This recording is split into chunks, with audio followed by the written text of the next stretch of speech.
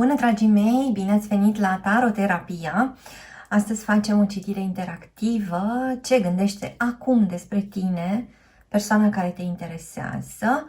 Grupul 1, grupul 2. Vă rog, alegeți cu ajutorul intuiției voastre.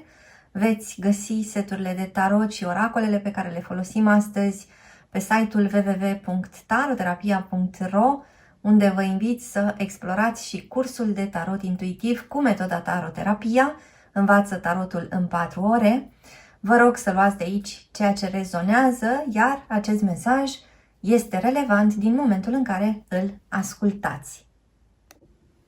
Sunt aici cu grupul 1, cu cei dintre voi care au ales tarotul Arcanum. Vom folosi de asemenea acest oracol al doamnelor legendare și explorăm împreună ce gândește acum despre tine persoana care te interesează.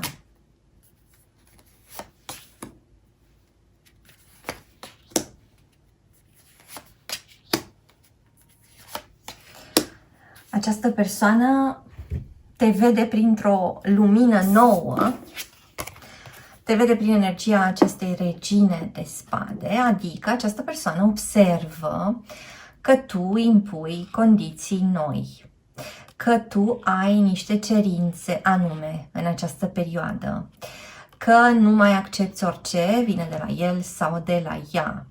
Observă de asemenea această persoană că tu ești foarte concentrat sau concentrată pe a-ți găsi împlinirea, fericirea.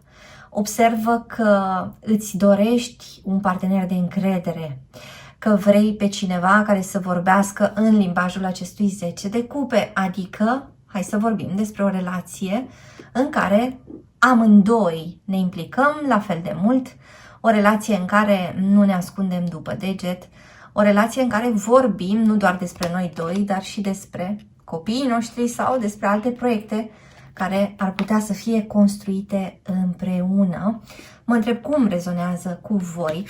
Această persoană observă că tu începi să te miști destul de repede și că nu mai răspunzi conflictelor în același mod în care probabil că răspundeai până acum.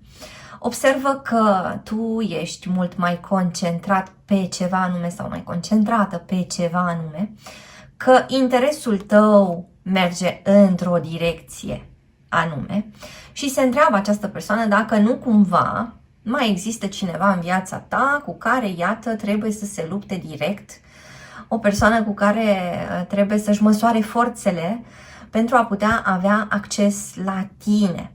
Haideți să vedem mai departe, haideți să vedem ce fel de indicii obținem din acest oracol. Legendary Ladies, cum te vede acum persoana care te interesează? Curaj, bucurie, putere. Această persoană consideră că tu între timp ai căpătat foarte mult curaj și că acum poți să intri într-o confruntare directă cu el sau cu ea. Confruntare pe care probabil în trecut ai evitat-o. Așadar, această persoană s-ar aștepta ca tu să te comporți altfel, pentru că în mintea sa este faptul că tu te-ai schimbat. Și deci se așteaptă ca lucrurile să nu mai fie atât de line și de simple între voi doi. Această persoană se așteaptă ca tu să ai niște cerințe exacte, riguroase, de la care nu te abați. Vorbim de asemenea aici despre semne de foc care interacționează cu semne de apă sau semne de foc care interacționează cu semne de aer. Vorbim despre persoane care sunt născute în luna aprilie, februarie, mai, în luna august, în luna septembrie sau în luna decembrie, sau conexiuni care s-au format ori care s-au destrămat într-una dintre aceste luni. Haideți să explorăm mai departe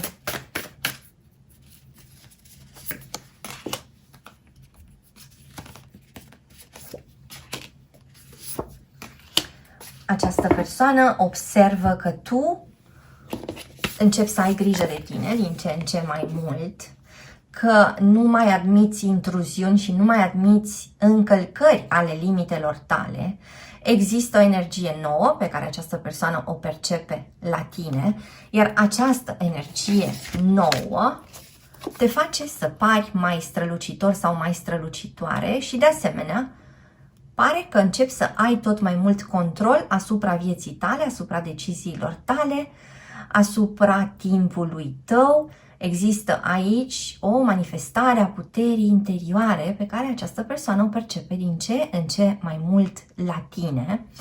Vorbim de asemenea aici despre cineva născut în pești, în rac sau în leu, care ar putea interacționa cu persoane din semne de pământ sau cu persoane din semne de foc. Mai departe, cum te vede această persoană acum?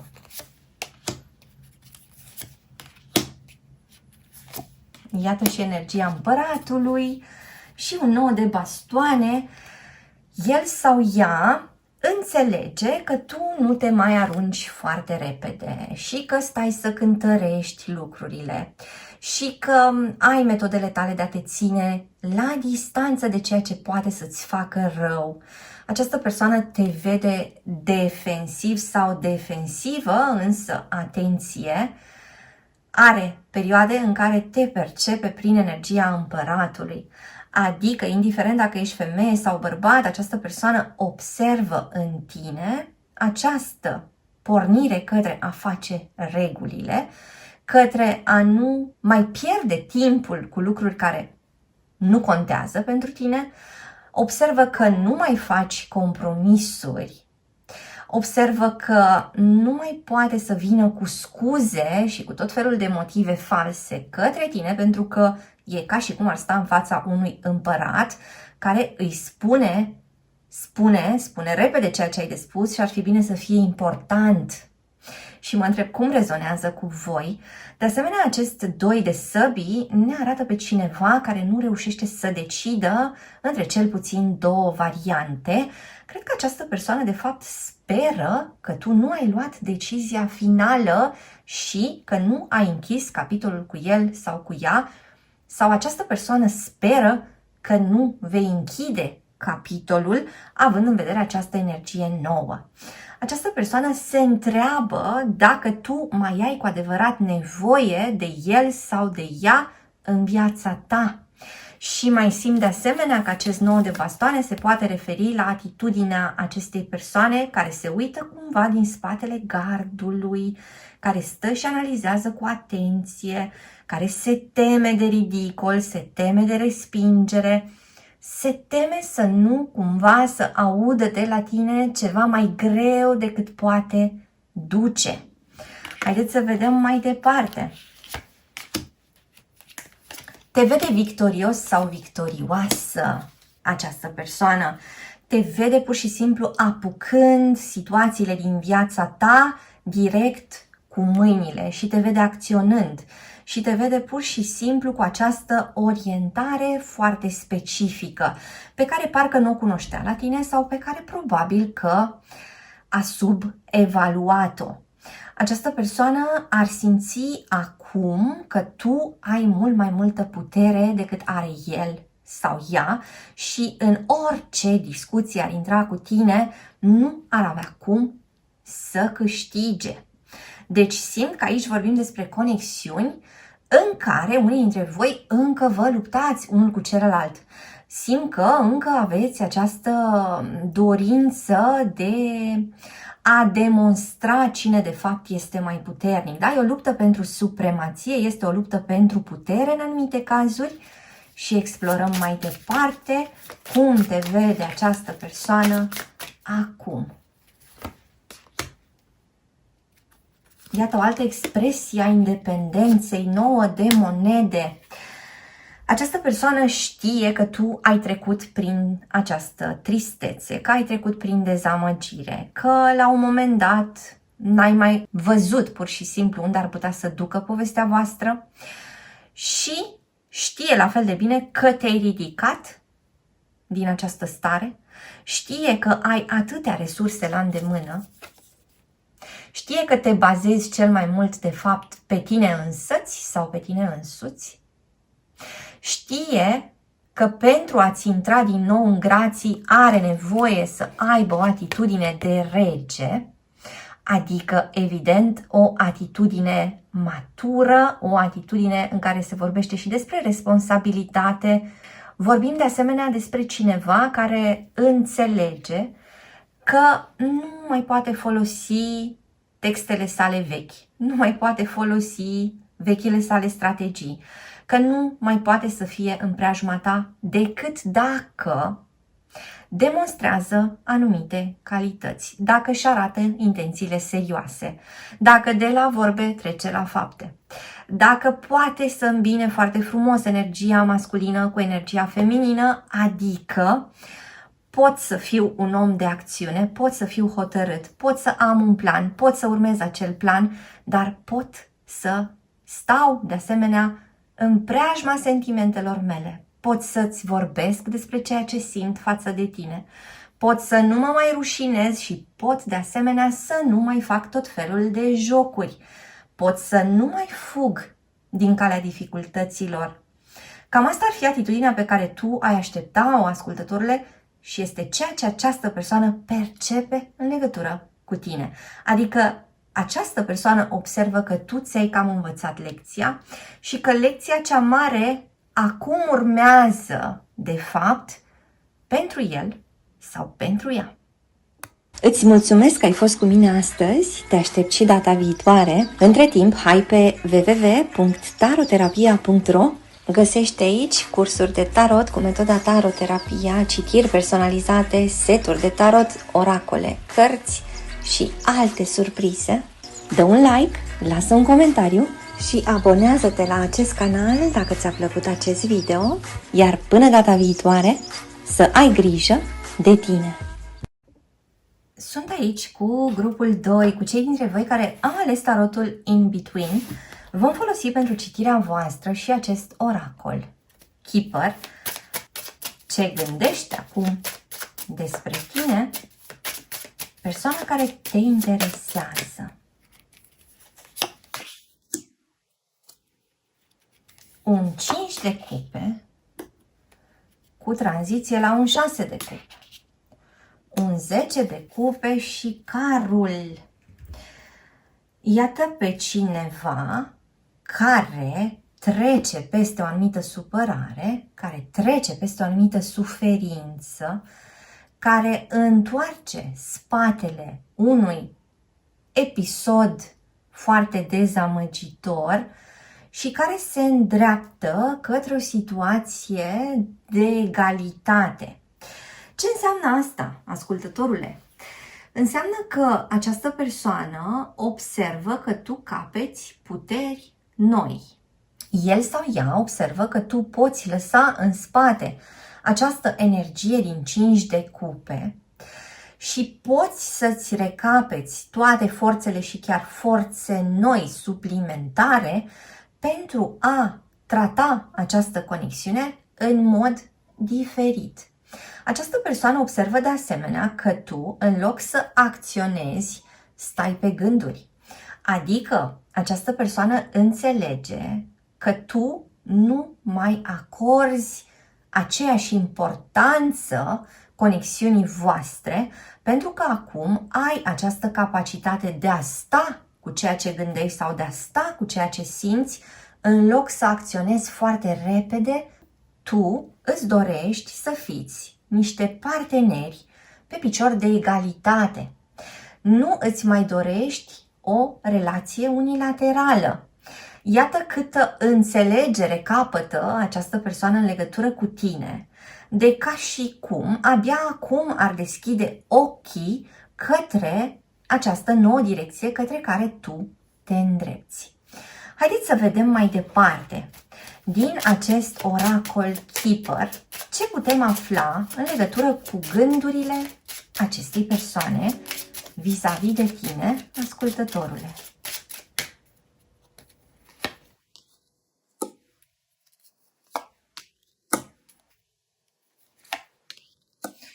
această persoană crede că există în viața ta doi bărbați care influențează situația curentă. Atenție, se aplică acest mesaj indiferent dacă tu, ascultătorule, ești bărbat sau femeie. Această persoană consideră că gândurile tale sunt ocupate cu cel puțin două persoane. Că tu îți împarți gândurile între o persoană tânără sau cu o stare financiară bună și o persoană ceva mai în vârstă sau mai experimentată. Această persoană se gândește de asemenea la câștigurile tale, la modalitatea ta de a face bani sau se gândește la ceva ce tu i-ai povestit recent care ți-ar putea aduce ceva venituri suplimentare. În gândurile acestei persoane apare succesul tău alături de altcineva. Vă invit să ascultați și citirea de la grupul 1 pentru că avem elemente comune. Așadar, această persoană poate intra în competiție cu diversi oameni din viața ta. Această persoană intră în competiție cu persoane reale din jurul tău, la fel de bine cum poate intra în competiție cu persoane pe care și le imaginează. O imaginație foarte productivă în această perioadă. Haideți să vedem mai departe ce putem afla. Iată, apare și cea de-a treia figură masculină și două femei. Avem aici un grup de oameni. Avem aici o întâlnire într-un cadru mai larg. Avem o întâlnire într-un spațiu public sau avem o întâlnire într-un context de serviciu sau avem o întâlnire la un eveniment, la o petrecere. Această persoană simt că începe să întrebe tot mai mult în jurul său cum ar proceda alți oameni dacă s-ar afla într-o situație similară, parcă se duce către părinții săi, sau către frații săi, sau către prietenii săi, sau către colegii săi, sau către verii săi. Se duce către oamenii pe care îi are la dispoziție, fie că îi are în imediată vecinătate, fie că îi sună și pune întrebări. De asemenea, această persoană posibil să sune persoane pe care tu le cunoști, ascultătorule, și să afle informații despre tine. Vorbim despre cineva care se întreabă dacă mai are loc la tine în casă sau dacă lucrurile sale mai sunt la tine în casă sau dacă îi vei mai ține multă vreme lucrurile la tine în casă sau dacă îi vei deschide efectiv ușa. În centrul preocupărilor sale se află direcția ta. Unde mergi tu? Cu cine mergi tu? Ce scopuri ai? Cine este confidentul tău? Dar cine este aproape de inima ta? Cine flirtează cu tine? Cine te sună? Cine îți scrie? Cine îți dă like-uri? Cine îți trimite inimioare? Această persoană bănuiește de asemenea că tu s-ar putea să fii interesat sau interesată de cineva, anume o persoană pe care el sau ea ar cunoaște-o. Și mă întreb cum rezonează cu voi până acum. Avem interacțiuni dintre două semne de apă sau dintre două semne de pământ sau dintre un semn de apă și un semn de pământ.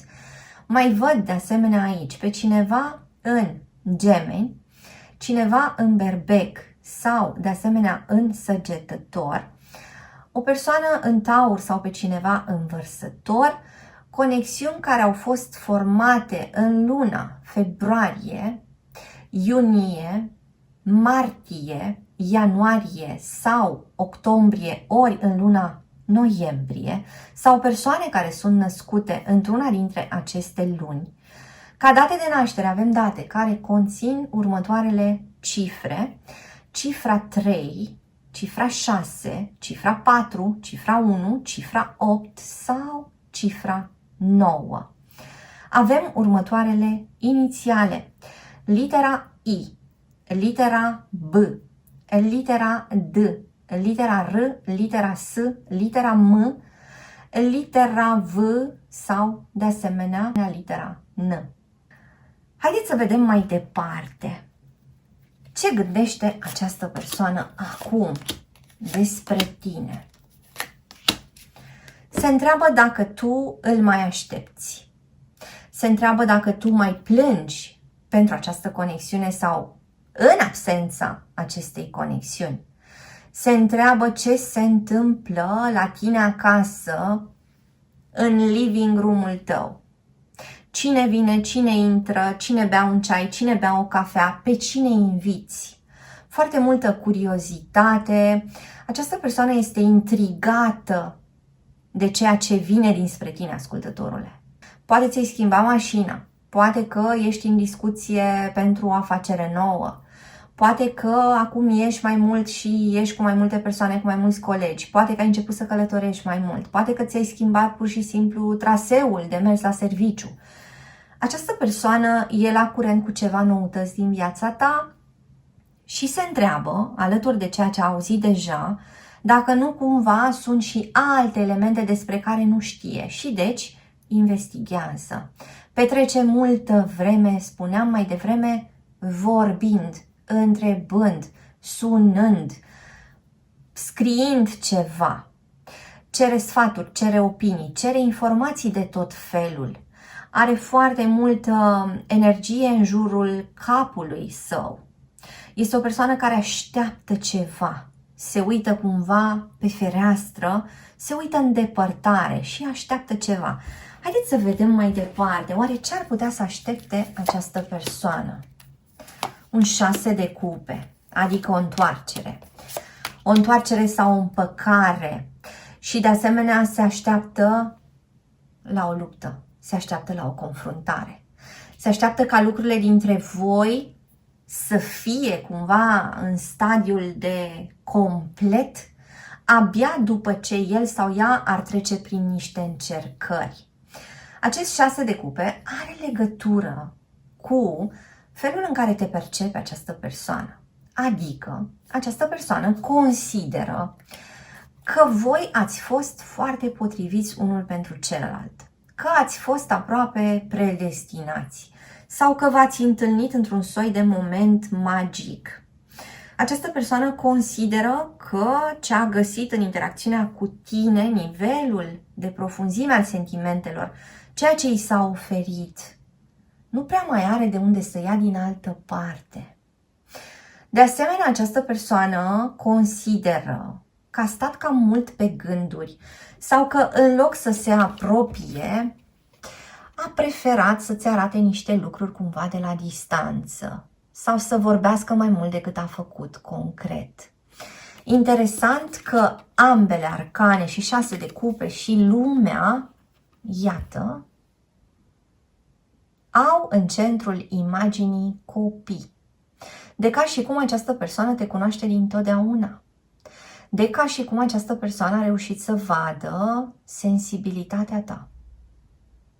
Această persoană a observat cât de mult poți tu dărui și cât de mult te poți dărui într-o conexiune atunci când simți că ceea ce vine de la tine este bine primit.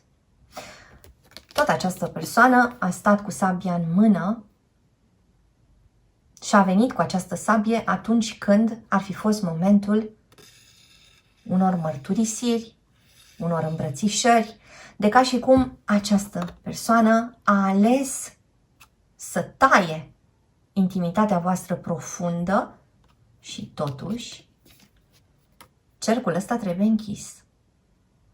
Știe că sunt pași de făcut până ajunge aici. Ori aici trebuie reluat exact discursul care probabil că fusese întrerupt aici. De asemenea, ar vrea să arunce ceva în aer în fața ta, iar asta înseamnă că și-ar dori să capete din nou acordul tău, impresionându-te. Ar vrea să facă ceva ieșit din comun. Nu poate să facă lucrurile sale obișnuite. Trebuie să vină cu ceva strălucitor, luminos. Trebuie să-ți etaleze ceva în fața ochilor. E ca și cum are de făcut niște jonglerii, e ca și cum are de făcut un pic de magie pentru a-ți capta ochiul, pentru a te seduce din nou. Haideți să vedem mai departe ce gândește acum despre tine această persoană. Această persoană se întreabă dacă nu cumva ai fugit deja sau dacă ai fugit definitiv. Se întreabă dacă ar fi cazul să te roage sau chiar să te implore pentru a te convinge. Se întreabă dacă te vei uita cumva către ceea ce spune sau dacă vei rămâne cu spatele întors. Mai știe de asemenea că trebuie să aibă niște argumente foarte bine elaborate și foarte sănătoase pentru a putea obține din nou o audiență la tine și mă întreb cum rezonează. Haideți să vedem mai departe. Iată ce interesant, un împărat și o împărăteasă care se ceartă și de asemenea un alt cuplu aflat într-o dispută. Această persoană se gândește dacă va intra în conflict cu tine în cazul în care se întoarce. Se întreabă dacă nu cumva să se arate prea vulnerabil sau vulnerabilă l-ar putea costa prea mult sau ar costa-o prea mult. Se întreabă de asemenea dacă nu cumva prețul de plătit pentru a ajunge din nou la tine este să treacă prin foc. Și haideți să explorăm mai departe.